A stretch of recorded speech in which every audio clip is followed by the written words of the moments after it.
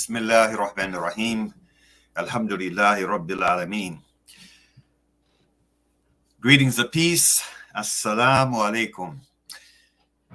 We begin our broadcast today. We want to welcome our friends as we do each week around the world to this week's edition of a conversation with El-Hajj Mauri Saalakhan. I'm pleased to be your host, coming to you once again through the Salam Media platform out of Johannesburg, South Africa.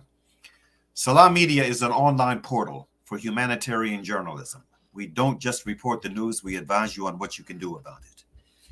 Brothers and sisters, friends around the world, we have a very stimulating conversation lined up for you today. It's going to be another roundtable discussion with some very good brothers.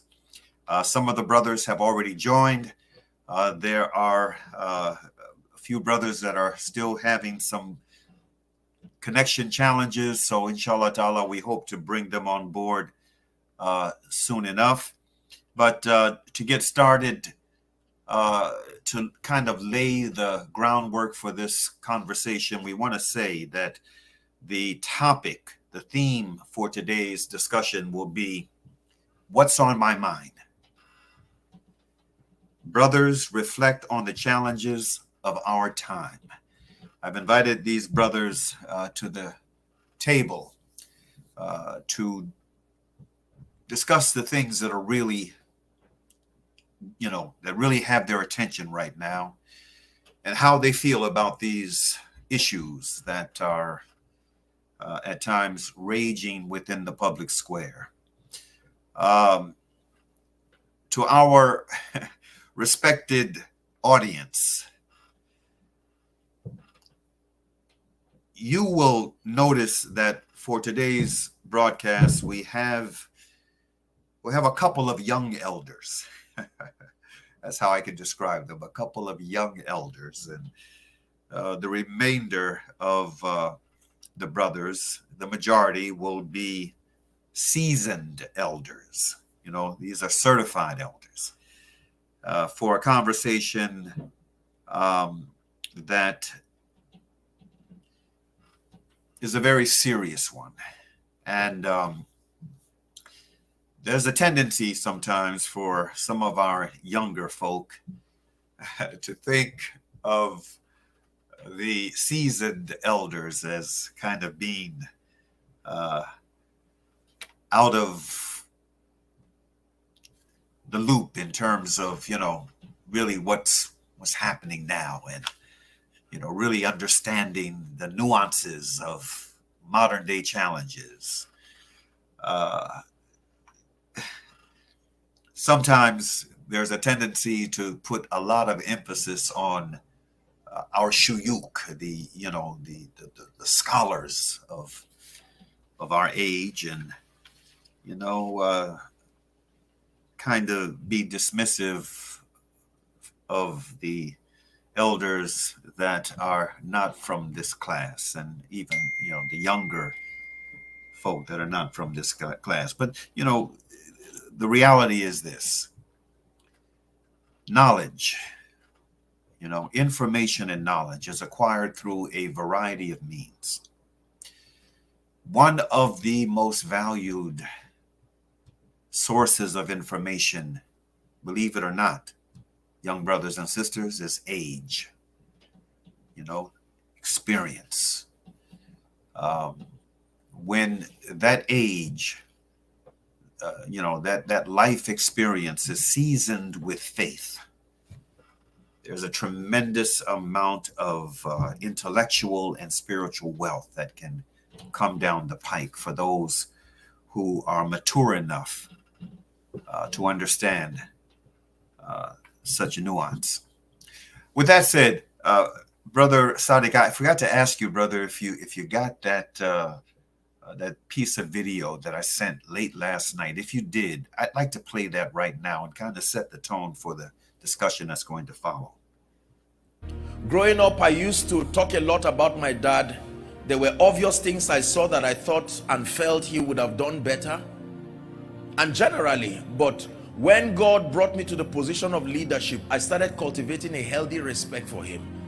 You know, sometimes God delivers you by putting you where you are criticizing, so that it will give you room to taste and see that it is easier said than done. There are sometimes some doors, even though they shouldn't have opened, God opens it so that you will know what it means to be in that position. I have a wicked uncle who never gives anybody a job, and I spoke to him, and he's 5 months he's not responded to me. Then God promotes you, and you think it's breakthrough. He promotes you in a position where there are 5 demands in one day. Can you help us? This is why you see the older people get, the more silent they become. That silence is a message. It's young people that make a lot of noise. You find someone just keeping quiet while people are raising dust. They are just watching, and they're saying, I have a lot of stories to tell. I was a noise maker too. Find out why I'm suddenly silent at 50, at 60, and at 70. If God is giving you wisdom, say amen. Hallelujah.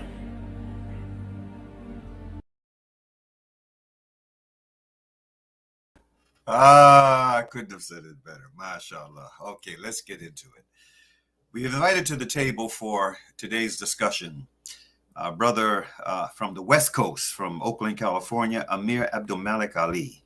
We've invited to the table from Columbus, Ohio, brother Abulkar Armin. We have invited to the table of discussion brother Mohammed Bashir from Washington, D.C., no stranger to Salam Media. We've invited to the table of discussion Imam Yusuf Rios out of, well, Imam Yusuf is like a nomad. You know, I don't know if when he's in Philadelphia, when he's in New Jersey, when he's in Cleveland, but we've invited him to the table as well. We've invited to the table our dear brother out of Pittsburgh, Pennsylvania, brother Rashad Birdsong. And we've invited to the table our brother Sharif Silmi and also Carol Abdul Malik. Now, Brother Sharif Silmi, inshallah ta'ala, he will be joining us a bit later in the broadcast. He has some other pressing issues that he was previously committed to that he is attending right now. Hopefully, inshallah ta'ala, he will join us midway into the broadcast. Our brother Carol Abdul Malik was having some very serious technical difficulties, so he's not going to be able to join us. But so that I do not forget, you know, one of the reasons why we wanted brother Carol Abdul Malik at the table for this discussion is because of something that's going to be taking place next weekend in Richmond, Virginia. It's going to be a men's conference, and the purpose of this conference, which is going to be taking place at MCC. I have the release in front of me. MCC, located at 16831 Hull Street in Moseley, Virginia. It's one of the Richmond area jurisdictions. They're going to be guest speakers, workshops, a think tank. This is a program for men and youth. The men are being asked to donate $50 and the youth $25. And I'm sure that these proceeds are going to be going for a very, very important and related cause pertaining to the conference, this men's conference. And, you know, the purpose is, and lunch is going to be served. The purpose of it is, you know, to bring the men together to address some of the very serious issues, especially the pathologies that are raging within our community. So our brother Carol Abdul Malik is one of the sponsors of this men's conference that's going to be taking place over a 2-day period, if I'm not mistaken. It'll be Saturday and Sunday, the 12th and 13th. And for anyone who wants to get in contact with brother Abdul Malik, Carol Abdul Malik, his number is 804-218-3809. If I remember, inshallah ta'ala, we will, and also brother Shakil Ali, he's also um, one of the good brothers behind this effort. His number is 804-599-7316. Again, this is a men's conference, calling the men out for a conference next weekend, inshallah ta'ala, in Moseley, Virginia at MCC. And it's going to be over a 2-day period, begins at 10 in the morning and ends at 5 p.m. in the evening. With that said, we have 3 of our brothers in the loop. We want to begin with a hearty welcome. Assalamu alaikum to all 3 of our brothers. And let us begin with Brother Muhammad Bashir. Aki, what's on your mind these days? Assalamu alaikum rahmatullahi wa barakatuh. Can everyone hear me? Alhamdulillah. I had something on my mind, but I'm going to divert because I saw that little video you just put out. The video I'm assuming you put out was about what the development of manhood, and now you have the manhood program coming on. So I want to talk about that a little bit. This is what's on my mind. Mm-hmm. Kyrie Irving is on my mind. Okay. And I'll tell you why. 1857, the Dred Scott decision. Those of us who know this decision, I argue and I continue to argue. And when I'm lecturing or when I'm writing or when I'm in court, I always make this analogy or make this understood because this is the thought process of white supremacy that has existed since 1619. And if you want to go back even further, 1555. That is that Justice Roger Taney said in this opinion, and he was articulating the thought process of America. And this is why they constantly tell you in these arguments that you have and in these mega rallies and in these democratic rallies, they really are saying Black people, quote, are a subordinate and inferior class of beings with no right which a white man is bound to respect. I say that because now today, I don't want to interfere with anybody else is doing. So I'm speaking as an attorney, a retired attorney who had to deal with that each and every day in a courtroom, that particular understanding that this is what America thinks about black male, the black male image.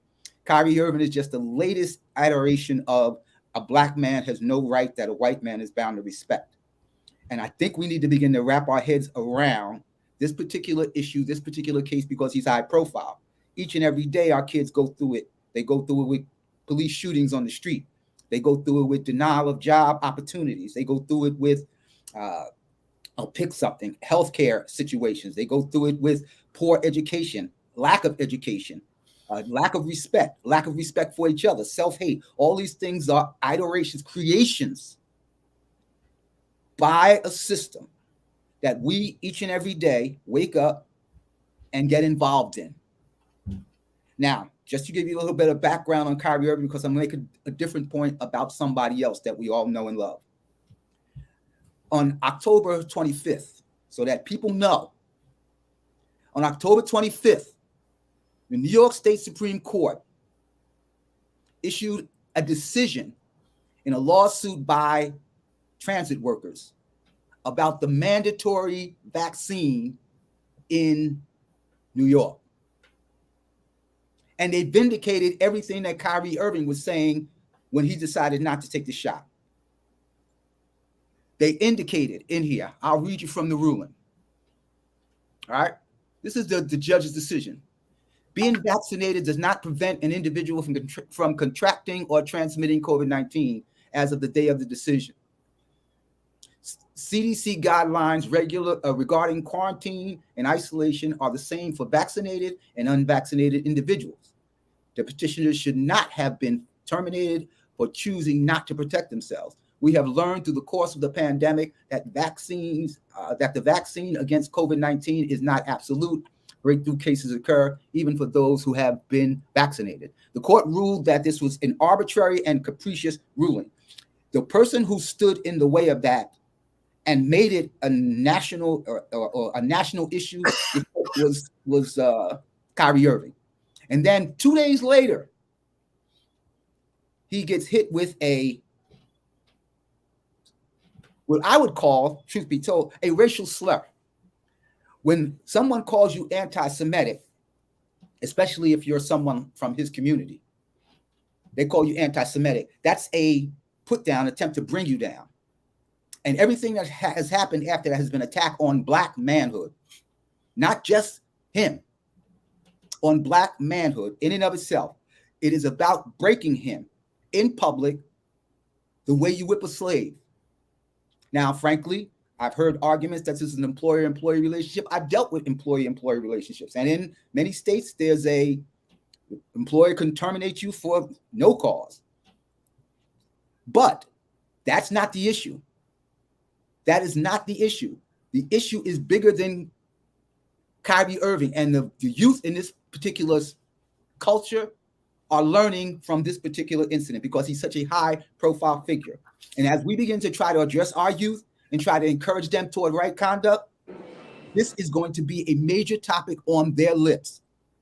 What did Kyrie Irving do that deserved this? And if we don't address it as a community and as men, we are going to find a rebellious community that is saying, what can I do if I can't post something? What makes me this? Why do you have to go through this kind of beatdown in public? And I say to everyone, please understand that the culture has moved back into mainstream. A Black man has no right that a white man is bound to respect as their fundamental premise behind it. When the vote comes out on Tuesday, if Stacey Abrams doesn't win, if the Republicans win the Senate, they are going to point the finger at Black manhood. They're going to say the Black man let down the Black community. Now, last but not least, why did I say this? The evidence is pretty clear to me because I've been in the courtroom system for 30 years. Do you all remember Jamil Abdullah El-Amin? Jamil Abdullah El-Amin is a political prisoner formerly known as H. Rap Brown. You will go through and research his case, and you will find that he is the only case in the history of America, the history, listen to this now, whereas it was ruled by the 11th Circuit Appellate Court that the prosecutor violated his right to remain silent by offering to a jury questions that he could not have answered because he didn't take the witness stand, knowing that he had an absolute right to remain silent and knowing that the judge has to tell the jury in any trial that a defendant is presumed innocent, whether they testify or not, and it is absolutely illegal, not just improper, illegal for a prosecutor to represent that that the person should have testified. They ruled that they did that. The 11th Circuit ruled that the prosecutor did in fact do that, but then came out with a caveat, a separation. But there was other evidence in the case. And so the evidence might have been sufficient enough to convict him. So therefore, we are not going to overturn this constitutional violation. It has never happened before in the United States. It only happened. Why? Because a Black man has no right that a white man is bound to respect. Now, forgive me, I'm a little bit under the weather, so work with me here. A Black man has no right that a white man is bound to respect.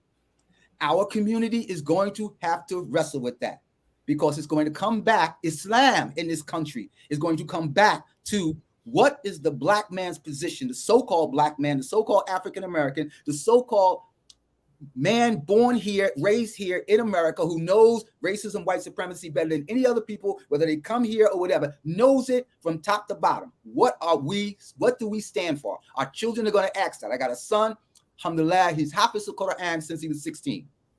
And the one thing he wanted to know, he's now 25, 30, somewhere in that 25, somewhere in that range. One thing he wanted to know from me, what do you think about Kyrie Irving? We talked about Salah. We talked about everything, but he wanted to know, what do you think about Kyrie Irving? His friends, the people he hangs out with, his age group want to know, what do you think about the beating that Kyrie Irving is taking? And our Islam has the solution to that. Our Islam has the solution to that. You know what we don't have? A collective will to step forward and change the culture. And that's where I hope these meetings, if I can get to Richmond, if I'm healthy enough, Sharif, you give me a ride, we'll go down. I hope that we eventually develop the collective will as we watch. All of you who remember when Roots first came out, you remember the visceral reaction you had when they tied Toby to that Kunta Kinte to that thing and they began to whip him. Remember the visceral reaction that you had? Mm-hmm. That's the visceral reaction I'm having right now to this kid, because I've seen it over and over and over, where the rights of Black men have been usurped by every community, not just that other community, to the point to where everybody now feels that the Black man has no right, that the white man has to respect, as if it is the law of the land. Mm-hmm. I'm afraid for us, if we don't respond collectively, that we'll be lost in the sauce. Our Islam won't even matter. We'll just be another nigga when the day is over. Thank you for that opening, brother. Brother Rashad Birdsong, what's on your mind, my brother? You're muted. Unmute yourself. Assalamu alaikum, brothers. How's everybody? There's just so many things that's on my mind, brother. Number one and foremost is the whole democratic process that's going on in the country today. Mm-hmm. And actually attack by white supremacists through fascism to undermine that democratic process. That's definitely on my mind today. But I've been working for the last, I would say, 50-something years. I've been a social activist for at least 50 years, former member of the Black Panther Party, Vietnam combat vet. In 1993 or 94, I had the privileged opportunity to sit down with Imam Jamil Al-Amin in his Jamaat. And he gave us a directive, being that the Imam had come through that social movement of the 60s, in the criminalization of Black people, more specifically criminalization of Black male, and being able to see some of the things that incubated the type of contemporary behavior that a lot of Black males have in terms of the type of violence, interpersonal violence that we see in our community today. So that has been a priority of mine, to work towards giving dawah and also building institutions. Institutions that we control, institutions where we have authority, and also trying to, the brother talk about the collective will, working on connecting massages and churches and other social organizations to come together and sit down and talk about what we all have in common, and that was saving the lives of these young boys. And that's been priority, what I've been doing here in Pittsburgh, and also throughout the country, since the 90s. So that in itself, but also in terms of brothers coming together, most of us know what the problems have been. And I say Allah subhanahu wa ta'ala put us on one another's paths to become the reflection of each other's heart.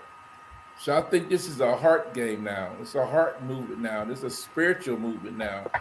And unfortunately, we have taken God out of the scenario. So a lot of our people are spiritually bankrupt and don't see the the human context and relationship that we should have with one another. So a recommendation of mine is for us to build these collaborations, be able to build institutions wherever you may be at, from the neighborhood to the masjid, to the church, social organizations. We have to pass this down to young people. What has happened, I believe, is unfortunately, we did not pass the information down to the generation up under us. And each of these preceding generations, have not done that. So there's a lot of young people in our community, Black and brown community, that don't have a clue of history. They don't have a clue of their heritage. They don't have a clue of the struggle that we have fought to prepare them to be in a lot of the spaces they could probably be in if they work towards doing that. So mainly, that has been what's on the heart and mind of me and a lot of people that I'm working with here in Pittsburgh and throughout the country. Alhamdulillah. May Allah Ta'ala continue to bless your work, brother. Is Brother Abukar still with us? Yes, I am. I would like to hear from him next out of Columbus, Ohio. Inshallah Ta'ala. What's on your mind, brother? Okay, Bismillah, Alhamdulillah, wa salatu wa salam ala Rasulillah. Assalamu alaikum wa rahmatullah, brothers. Wa alaikum salam, my brother. I'm greatly honored to be among you and listening to the people who really paved the way for us and enjoying the conversation, not because it's not a sad story or a sad narrative and sad history, but it's inspiration, as lastly concluded by Brother T. Rashad, our Imam, that it should inspire us what our African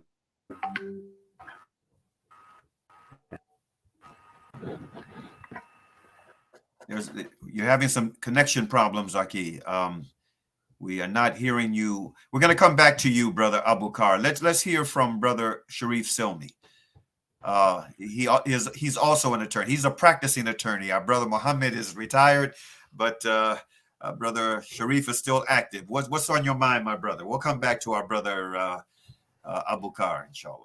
Alhamdulillah, Rabbil Alameen, wa salatu wa salam ala Rasulullah.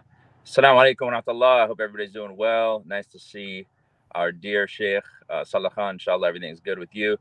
You know, when I think about what's on my mind, I mean, a couple of issues. I think number one is I'm within the framework of what we're trying to accomplish. It's always about preservation of Islam and propagation of Islam. And I think that too often we're thinking that this has to do with a kind of like, you know, let me go out and get some dawah books, or let me go out and you know, start some arguments or what have you. But I think a lot of it has to do with just our character, our treatment of others, the way that we're dealing with the contemporary issues of the time. And in order to deal properly with the contemporary issues of our times, we have to really understand the historical context. And that's what I think I heard from our brother, Brother Rashad, was explaining that, you know, a lot of the young people now do not understand that history. You know, I think that for the most part, what little history I know, or maybe awareness I have, was largely because I was growing up listening to khutbas from Amir Abdul Malik, who I thought I might be in this program, but that planted a seed, right? And because I grew up in Northern California, where he was the imam there, and like, I'm wondering if we're not planting that seed today. So if the, you know, kids are just, you know, falling asleep on Jum'ah, or not even coming to Jum'ah because of school, or they're coming into, you know, classes where it's just the same old, you know, like, you know, talk that's again putting them to sleep. I don't know how we're going to preserve the deen here. And, you know, if we're not addressing the contemporary issues, if we're not dealing with you know, the attacks against, you know, people like Brother Kyrie, for example, or others, then we're not speaking to them. If we're not addressing the Zionist infiltration into the community, then we're not speaking to our community.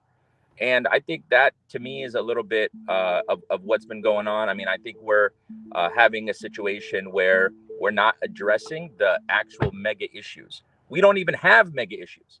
Like, if you look at the Yahud, they have a mega issue, right? Their mega issue is taking over Palestine, and they've pretty much done that while we've been asleep. What are our mega issues? Nobody wants to talk about Palestine anymore. At least people used to talk about Palestine. That was like the easy one, where no Muslims would diverge from. Now they're scared to talk about that.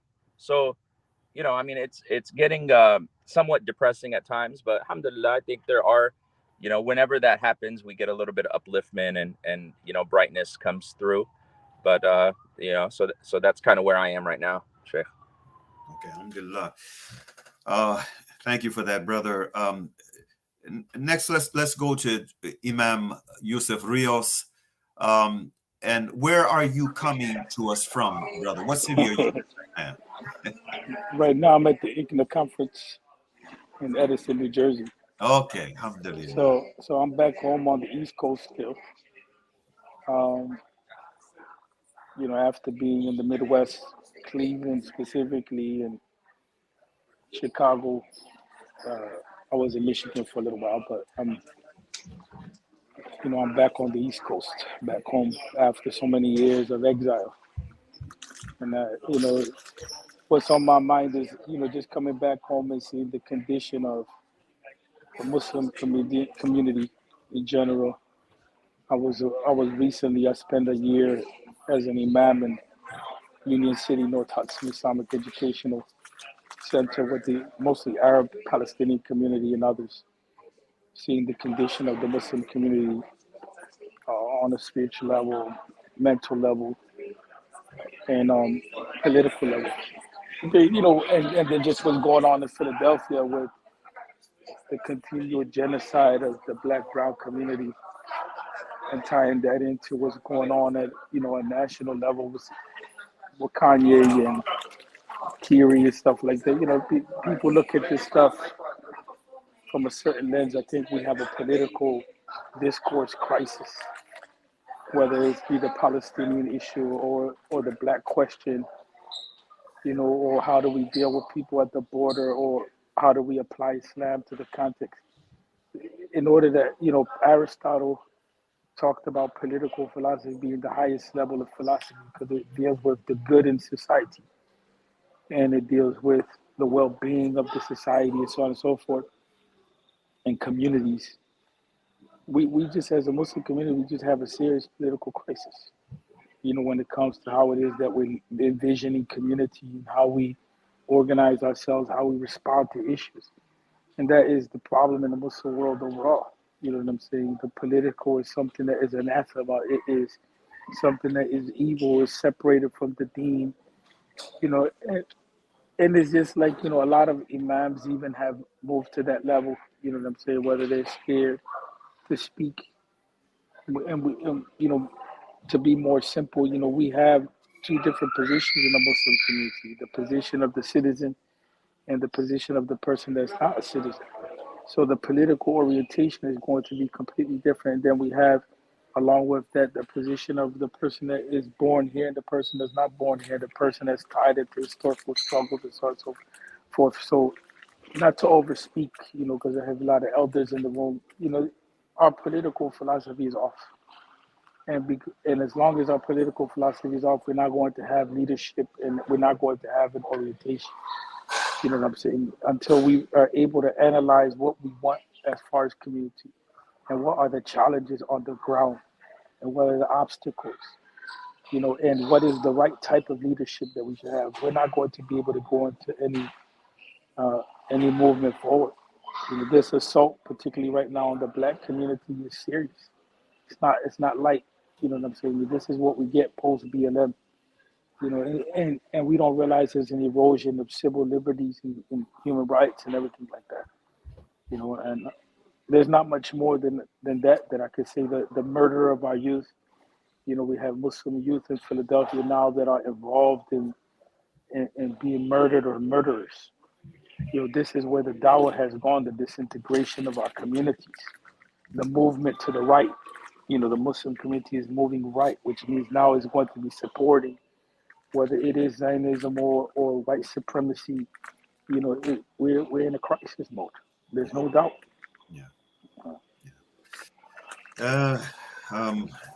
It's a really a challenging picture that we are engulfed within right now, and that's the reason why we wanted to have this discussion, and out of this discussion, more proactive activity, inshallah ta'ala. One of the things that we did, and we did this for a reason, was that when we sent out the information to each of you brothers of who would be joining this this brothers roundtable for this discussion. We included not just names, but also contact information, so that those of you who are at the table for this discussion can reach out to each other later on, and some serious networking can also take place. These are very trying times we're in, and it's these are challenging times that present also opportunities for us, and we have got to be of the mind that was reflected back in the 60s. My brother Muhammad Bashir certainly would remember, as I do, that slogan back in the day, "Seize the time." This is what we have to do. We have to seize this time. We have to seize this moment and do what is necessary to be done. I want to go back to our brother Abu Bakr, and let me just say this about our brother out of Columbus, Ohio. I mean, not only is he a good brother, alhamdulillah, he is a former diplomat, and so he and he's of Somali heritage. He's a Somali American brother, former diplomat, a mover and shaker within his community, and just a valued friend of his brother Saalakhan. I want to say to you, Abu Bakr, that if we continue to have problems with you conversing with video, then maybe we can just switch to audio solely, and that would remedy the problem, inshallah ta'ala. But let's hear from our brother Abu Bakr, inshallah ta'ala. Are you there, Aki? Okay, while we are waiting for brother Abu Bakr to come into the mix, are you there? Is that you, Abu Bakr? I believe he dropped off, Sheikh. He dropped off. Okay. Yeah, he dropped off. Okay, inshallah ta'ala. Try to get him back, brother Sadiq, and just audio only if that's the only way we'll be able to hear our brother. We want to hear definitely what he has to say. On the Kyrie Irving controversy tip, brother Muhammad, subhanallah, one of the things that came to mind. Well, actually, there were two things that came to mind for me. One of the things is this hypocrisy that we have when it comes to the issue of freedom of speech. Free speech. We claim to be a country that is all about, this sacred right that each and every one of us has, free speech. But we know the limitations of free speech when it comes to issues that the establishment do not want to be heard. But there's another contradiction, another hypocrisy. When he was being pilloried for sharing a video, either it was a video or a book. I think it was a video. When he was being pilloried for sharing a video that some within the establishment deemed anti-Semitic. The first thing that came to mind for me was that the most anti-Semitic folk in the world are the Zionists that are oppressing our Palestinian brothers and sisters, those Semites in occupied Palestine. These are the most anti-Semitic people on the globe. And the fact that they continue to get away with what they get away with is just it's shocking to the senses, and it's so it's just shocking, and it violates any rational sense of morality in my view, that they are able to get away with this. But what say you, brother Muhammad, and the other brothers? I like to, we have a Palestinian brother with us, and certainly we're going to hear from him. And we wanted to hear also from brother Amir Abdul Malik Ali, but he had some serious connection problems as well. So there's something that was going on his end as well. So we're not going to be able to hear from one of the mentors. of our brother Sharif. Alhamdulillah, I come to learn just recently. But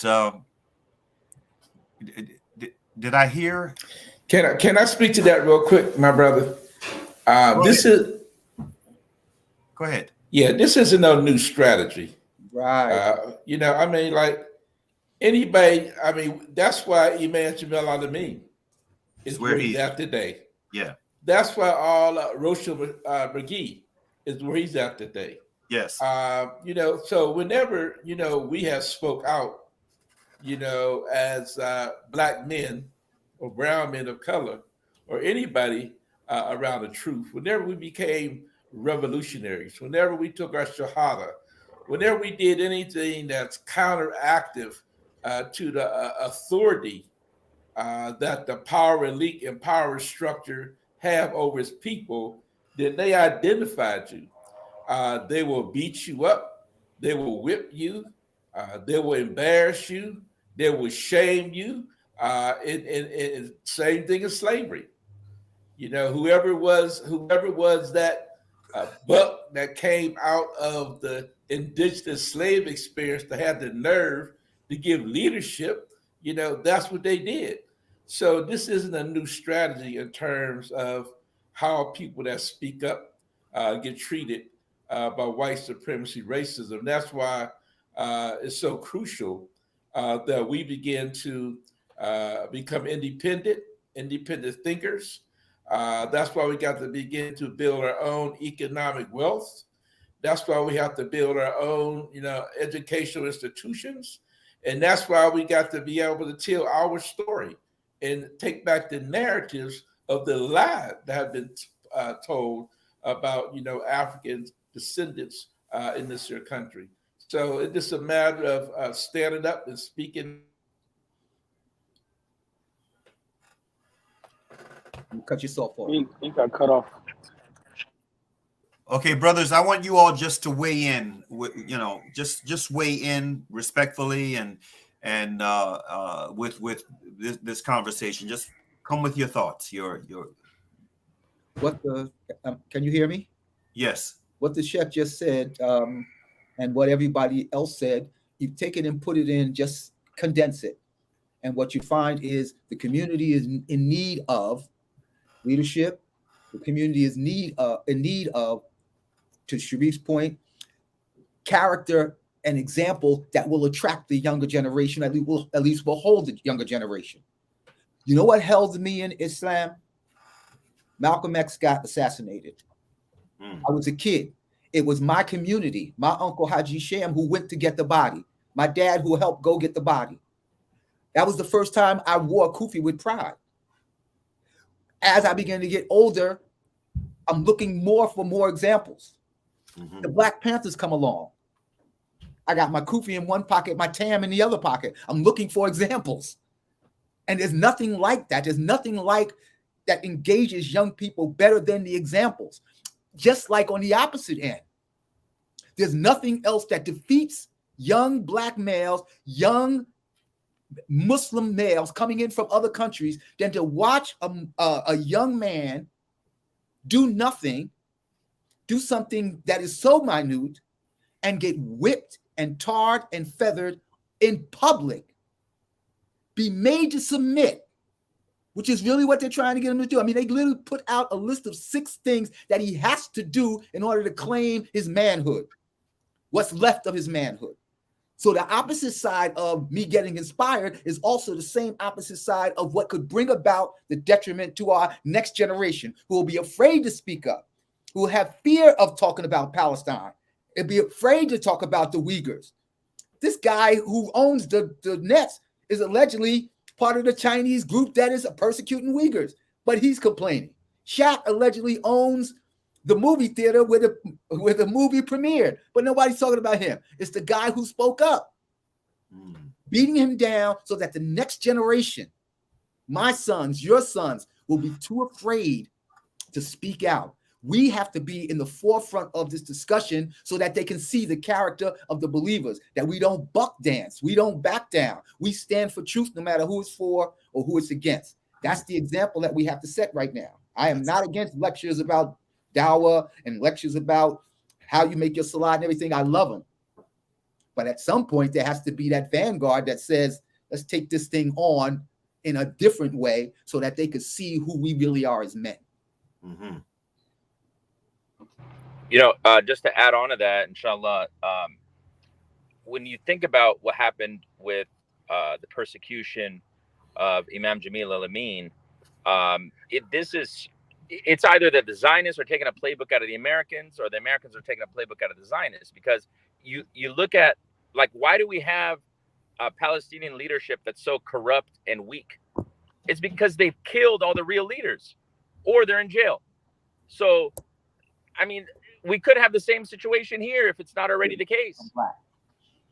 So, you know, when we look at confronting the issues, and these are issues that are facing Black people, and it's the same enemies that are that we're confronting as Palestinians. I mean, we should call a spade a spade. It's not. There's no secret to it. So, who's training the police forces in these communities? Who's going after the role models? When, you know, Brother Kyrie did certain things, he didn't want to participate in whatever events that they were trying to promote, or vaccine or whatever. They came after him. That's why they're coming after him again, because he's not, singing the same song that they wanted to sing. So, and my question to our Imam, Imam Yusuf, because, I hear your concern about the political rhetoric and the movement toward the right. I think my observation, because I hear that among people who are in my circles, and it's mainly out of a fear of, like, the LGBT and the liberalism, and that the liberal and all this, what they're trying to promote. I think we all saw the videos of Dearborn and the community there that rose up against the school board. So it's like a reactionary movement to the right. So, like, is there an education process that needs to take place, or how do you deal with that? Because I don't think they're moving to the right based on economic issues. I think they're moving to the right based on the fact that the liberal media and the gays in particular are going after their children. Mm-hmm. I don't think that it's the economics is out of the picture. I think that the Muslims have moved into a class situation which is causing them to align with a certain camp at this point in time. And so they're willing to take political positions to safeguard those economic positions. As far as that it is to safeguard their children, that's where the reactionary part is at. But no, we know that there was a strategy that has been put in place to undermine the whole concept of a political action on the part of Muslims in the U.S. We know that the UAE was involved in carving a certain type of political ideology here. We know that certain institutions were pushing, a conservative agenda for a minute. It's been like that for a while. The absence of a political consciousness, if we just take the example of El-Hajj Mauri Saalakhan, he told us that there was a problem with the liberal and there was a problem with the conservative. But the Muslims have been taking political strategies. And Sharif, I'm going to be very open with you because we're supposed to be brothers in Islam. But the immigrant community, the way that it has positioned itself for a while, has been it's been moving on its own issues, sometimes in direct opposition to the Black community. And so when you look at, for instance, Bush, who put Bush in power? There was a certain organizational strategy that was used to organize the vote that didn't care about the impact of what that meant locally to the indigenous Muslims, or basically the Black and the brown community. And so eventually that strategy is what led to the war on terror, becoming the environment, creating the environment which eventually led to the loss of Palestine in recent times. So there's a certain internal problem that we have on the political level, how we analyze issues, and the whole problem of the democratic two-party process and how we deal with that. I don't know if I'm making sense of what I'm saying. That creates, a complex situation before us. But we definitely are a split community. We're not we're a split community. You know what I'm saying? We're a split community on issues when it comes to dealing with uh, problems that are very real and political. And we don't take from the Black experience, except when it's convenient. You see what I'm saying? We take from the Black experience when it's convenient. But if it means that, when we look at the NAACP, when certain people, that claim to be the followers of Musa, they aligned with the Black community when it was convenient, and then they bounced them out. And then now, when we're 2022, 2023, now let's be honest. I'll be straight up with you. There's nothing more anti-Semitic than what you hear in the rap industry. You see what I'm saying? That's directed directly to the Black community and the destruction and the genocide. So they use the strategy there. We will side with you when it's convenient, and then we're not willing to sit at the table and talk with you. Well, yesterday you were claiming to be brothers. So that's the same strategy that's unfortunately being used by the Muslim community. You know what I'm saying? The Muslim community is using the same strategy, and we're divided on that front, on the front of how do we function politically, and so the Muslim community, without a solid political strategy, without a solid political orientation, is not going to be able to address these issues, because we have a class split in the Muslim community.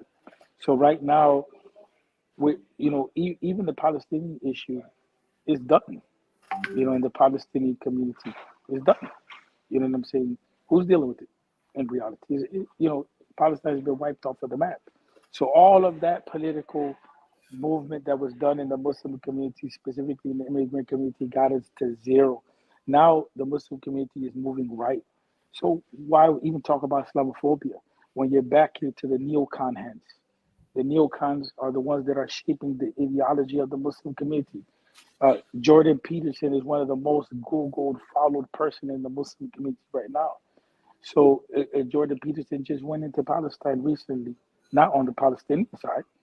So we in a definitely, I'm going in circles to go back to the same point that, we just don't have the political analysis and strategy or the collective will, because even after Mohammed Bashir was talking, I was like, there's really not much more to say from the angle of, or even Brother Rashad would say, we know that there's a certain point where conversation stops and you need political action.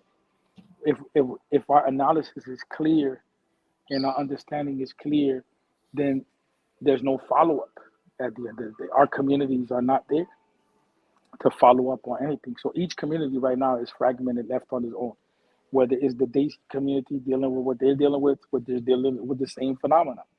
You see what I'm saying? Because the Hindustava aligned, with the Zionist camp. We talk about the African American community or the Latino community. So the LGBT front, yes, that is an issue, but we could have dealt with that. You see what I'm saying? That was made into the number one priority. It was made to be, if we were serious about education, our children would be facing that. If we were serious about building community, even if they exist, we have the ability to educate our children. You see what I'm saying? But we didn't learn that from the Black community as well.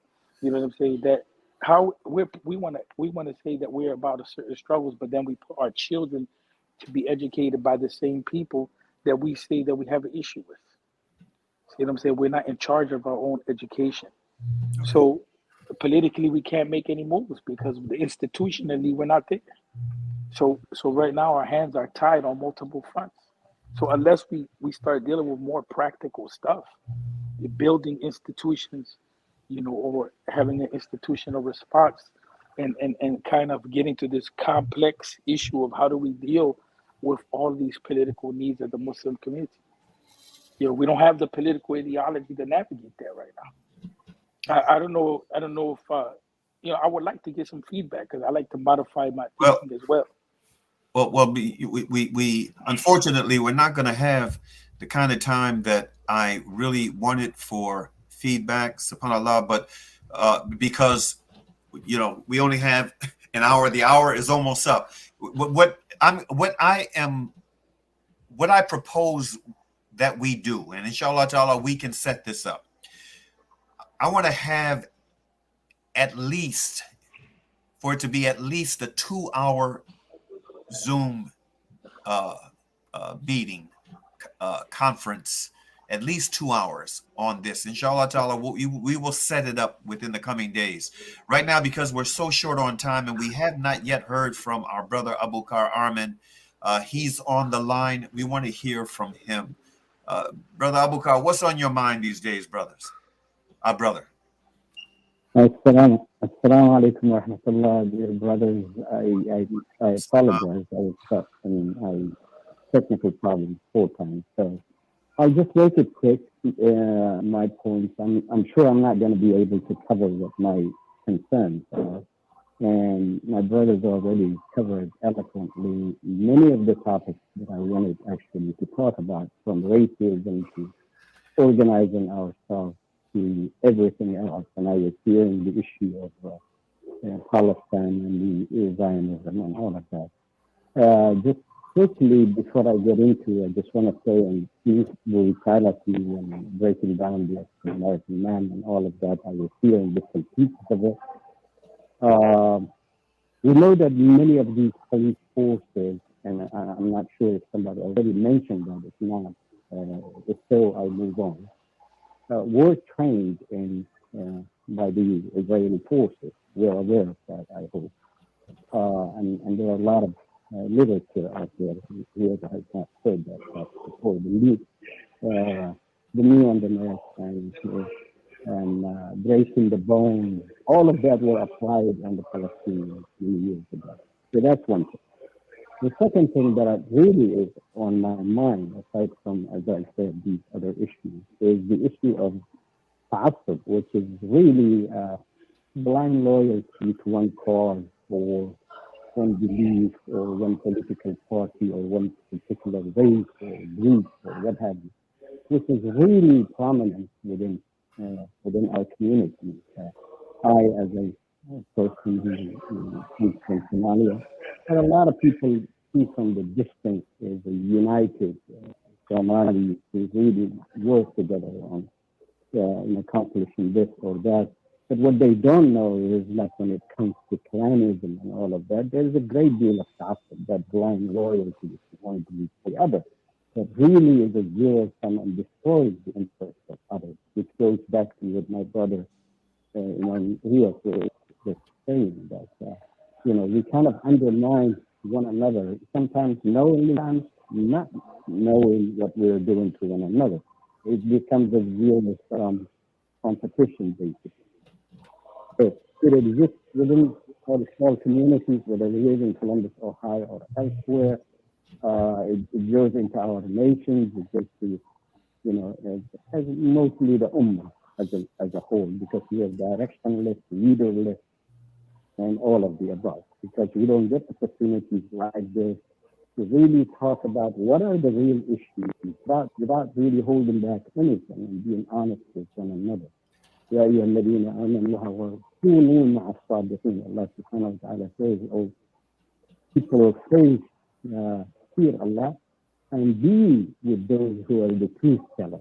So truth telling is an essential in this deal. If we're not being honest with one another, really, we're not going to get anywhere, because that is a key component of this deal. Sometimes it hurts because all these, are in one way or another shed the light on some of the things that we're not proud about. I just mentioned a couple of them myself pertaining to my own particular community. So in order to grow out of that, I'm just going to go towards now the solution, because I know the time is pressing against us and I don't want to really waste more time. So I'm just going to go to what I consider as perhaps a solution. We as a community, and I'm talking more collectively, We lack the, how do you say, introspection, the courage or the capacity to really self-reflect ourselves and put us on, the stage or become each other the mirror, as the Prophet alayhi salatu wasalam said, that the believer is the mirror of his brother, meaning collectively brother and sister. What does that mean? Well, mirror the Prophet chose because it is really an objective instrument that sheds light on us, metaphorically speaking. If you get up in the morning, you're not going to go to your wife and say, check my face and tell me what I need to fix. You're just going to go straight to the mirror because the mirror is not going to lie to you. It's going to tell you straightforward. Because the other person could have a feeling for you and they might be afraid to hurt your feelings and not tell you the exact what you need to be fixing. So the Prophet says we have to be mirrors to one another. In other words, we have to be honest with one another and tell each other what we need to fix and come up with solutions, not always the problems, but also the solutions. That's one. The second thing that I would say we are lacking as a community is the empathy, putting ourselves in the other person's shoes. I started earlier when I was saying we are really grateful with what our African American brothers and sisters have done to pave the way for people like myself who came at a later years to benefit from that. Is the challenge over? I mean, is everything clear? The answer is no. There are a lot of challenges. And recently I read was in the course of the critical race theory, which I think we should have also a discussion on that.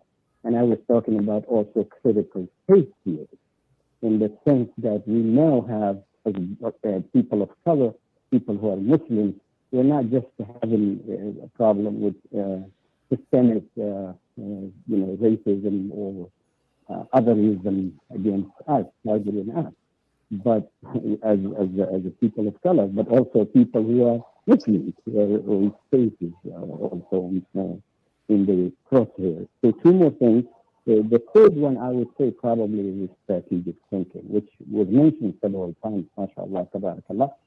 But we need to have sessions. We need to have really communication that really critically analyzes our own issues, comes up with practical solutions, and kind of bridging our communication between our messages and all of that. But to be honest with you, since I mentioned in the beginning, one of the things that really bothers me a great deal is our messages are so locked up with one understanding of their faith, one particular understanding. He cannot talk to the person who's running the other masjid in his vicinity, in his area. He cannot talk to them. He cannot engage them. But he's willing to engage people of other faiths. So interfaith dialogue is okay. Intra-faith dialogue is not okay, because those are the bad guys, and I believe I got the right understanding of Islam. That mentality has to end. You have to have a space where people can discuss and have a difference of opinion in their understanding of the deen, because that's the foundation. Otherwise, there is no brotherhood. Otherwise, there is no ummah. Otherwise, there's nothing to really jointly to worry about. Last but not least is to put our trust on Allah subhanahu wa ta'ala. Why did I put Allah's trust on the line? Because if we don't do our work, if we don't do what we are responsible of doing, Allah is not going to send angels, as you know, to fix it for us. Allah is not going to change the affairs or the conditions of people until they try to change that within themselves, their attitude, their willingness to function, willingness to reach out to their brothers and sisters and so forth. And I just say, may Allah make us those people. So Allah may leave it at that. Barakallahu Ameen. Okay. Brothers, unfortunately, we are overtime now. So inshallah ta'ala, what we're going to do is this. Sometime this week, I'm going to get with each of you to see what works best for you. Is probably going to be an evening. sometime this week, we're going to put together a 2-hour Zoom conference to continue this dialogue on the issues raised and the theme of today's discussion. For now, I want to thank you for what you've put on the table. No doubt those who have seen this live and those who will see it later will get a tremendous amount of food for thought. And inshallah ta'ala, we're going to add to it before the week is out. I want to thank Brother Sadiq for bearing with us, and alhamdulillah, this is such an important topic. The issues that were raised today, yet we have to revisit this and do it justice. So with that, I thank you, brothers, for being with us today in this space. And I say to you all, may Allah Ta'ala bless the rest of your day. Assalamu alaikum wa rahmatullahi wa barakatuh. We're going to close out with Asr as we normally do. Bismillahir Rahmanir Rahim wal Asr. Innal insana lafi kusr. Illa alladhina amanu wa amalu salihat. Wa tawassaw bil haqq wa tawassaw bis sabr. Which means, in the name of Allah, the Beneficent, the Merciful, by the token of time, through the ages, surely humanity is in loss, except those who believe and do good, and exhort one another to truth, and exhort or encourage one another to patiently persevere. Peace be unto you. Assalamu alaikum.